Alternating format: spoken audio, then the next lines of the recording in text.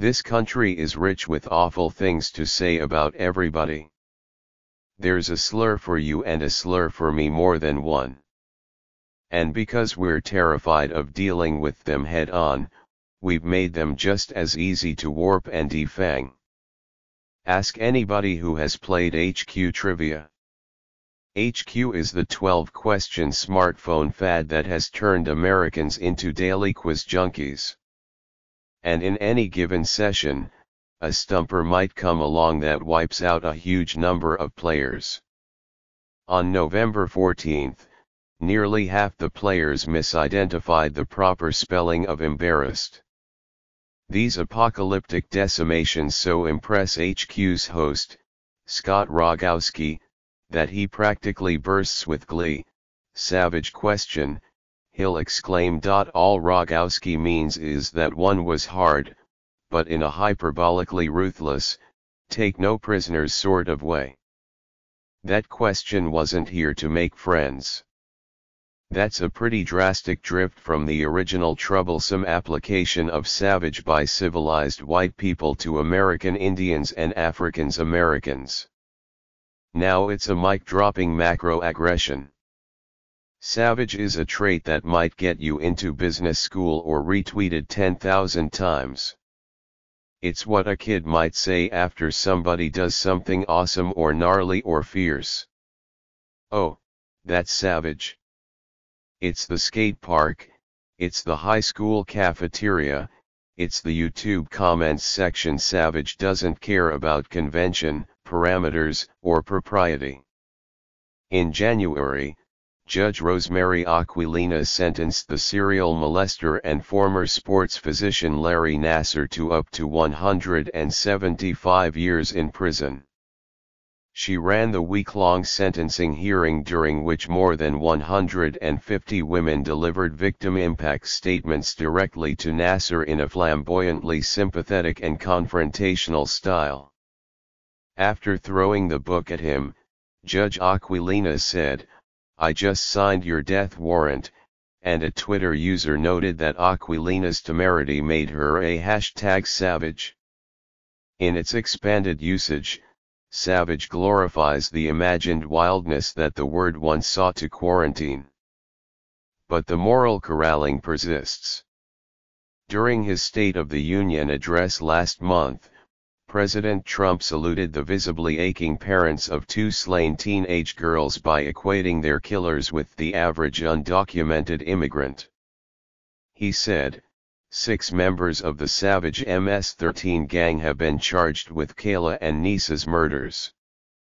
Many of these gang members took advantage of glaring loopholes in our laws to enter the country as illegal unaccompanied alien minors and wound up in Kayla and Nisa's high school. You can always count on somebody to take savage back to its racial roots. In sports, a vanquished people have been made promotional symbols for the aspirational ferocity of their vanquishers on helmets, jerseys, and souvenirs, from menace to merch. Go, Warriors! I've never seen tens of thousands of Indian tribesmen waving tomahawks in my direction. But I have seen 50,000 Atlanta Braves fans do it, chanting with foam tomahawks, and it's scary and savage in an altogether more disturbing manner. Had any of those chanters considered who beyond the stadium world would feel that chop? It's a loaded gesture that to some of us can be received as a threat. American popular culture has long been marked by an absence of empathy for American Indians. Westerns doubled as a campaign against so-called savages in a way that desensitized us to the savages we'd become. You don't even need to like these movies for their power as propaganda to work on you. Hollywood's spell was one anybody could fall under, even little Spokane Indian boys, like the writer Sherman Alexie. In a 1998 Los Angeles Times column, the adult Alexie laid out his own cognitive dissonance, in explaining just how John Ford's The Searchers had ensorcelled him. "I rooted for John Wayne as he searched for his niece for years and years," Alexie wrote. I rooted for John Wayne even though I knew he was going to kill his niece because she had been soiled by the Indians. Hell, I rooted for John Wayne because I understood why he wanted to kill his niece. I hated those savage Indians just as much as John Wayne did.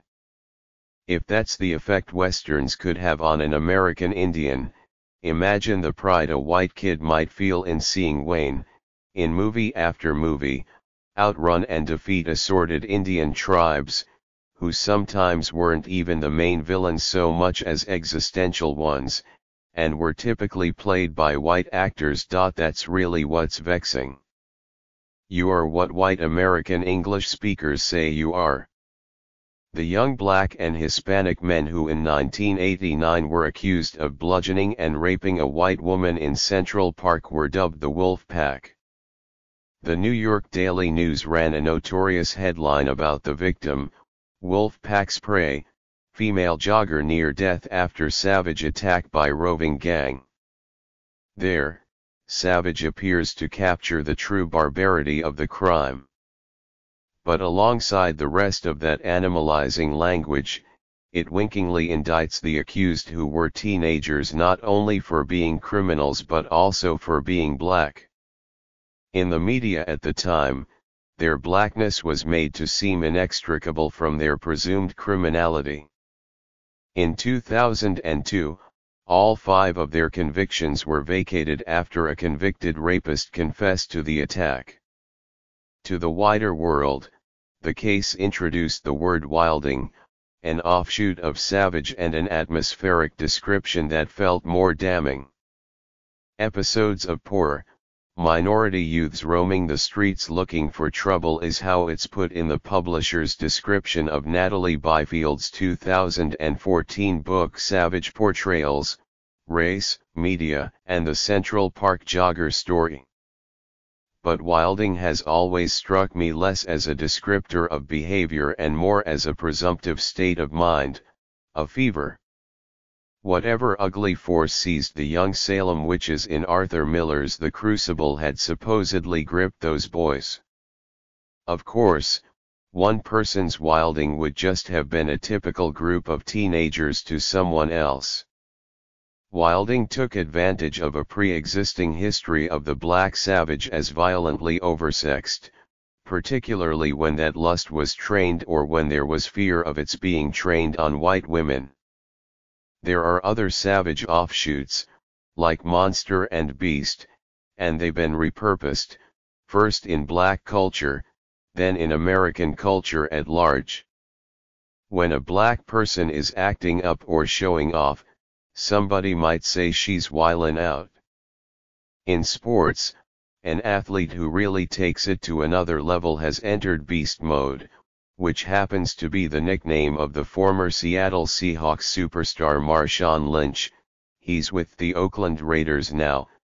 In 2011, on his way to a 67-yard touchdown, Lynch broke as many as 8 tackles, rocking the home crowd so powerfully that the energy produced after the play registered on a seismograph. They call it the Beast Quake. Lynch has Monetized the nickname, make your calls with Beast Mobile, and so normalized it that beast mode has been applied to any athlete of superhuman caliber, from the white Patriots tight end Rob Gronkowski to the Spanish tennis champion Rafael Nadal. But sports writers could always find a way to suck the fun out of Lynch's athleticism. Here's USA Today's Michael Schamberger working the vacuum cleaner in 2015. What else does one think about when they imagine a hard-running tailback other than a beast? He wrote. Lynch is just that, a beast on the field, and he can turn it on when his team needs him to. This might be meant as praise, but Lynch ceases being a man here.